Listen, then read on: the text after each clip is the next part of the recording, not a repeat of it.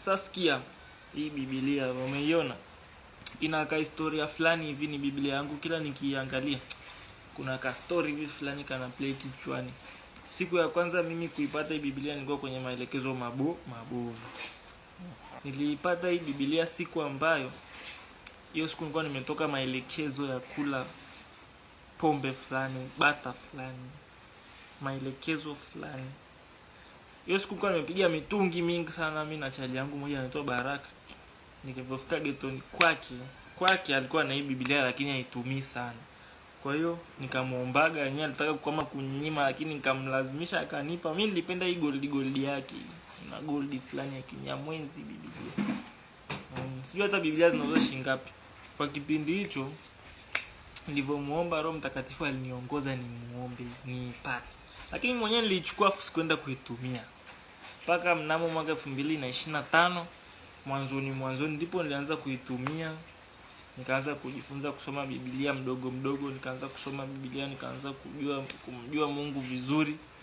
Mpaka sasa hivi naisomaga sasa vizuri, lakini kila nikiangalia Biblia sasa ina hiyo history kwamba nilipata kwenye maelekezo, nimetoka Batani, nimetoka The Hub, nikanyoosha hivi mpaka Pillars, tukanywa shoti za Kampari afu ndo tukarudi ghetto. Lengo la hii video ni kwamba hata kama ukiona kwamba umepotea sehemu fulani, sio kama Mungu amekuacha.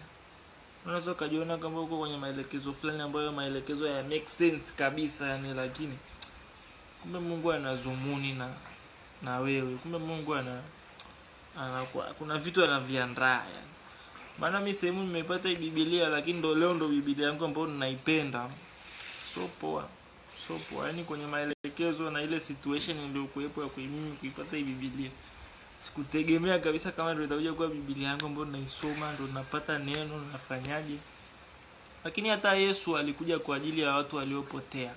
Kwa mimi nilikuwa nimepotea. Pale naisoma kwanza ninaisoma. Kama imekaa yenyewe hivi yenyewe naisoma kinyama. Umeona mafungu kuma nini, mistari ya kukariri, mistari ya moyo kama Sunday school ya kuzidi yani. Kwa ndo hivyo tuendelee kuishi katika njia na mwenendo wa kumpendeza Mungu. Tuzifuate amri zake na tuache na tubadilike tabia. Usipobadilika tabia hamna chochote kitabadilika kwenye maisha yako. Over.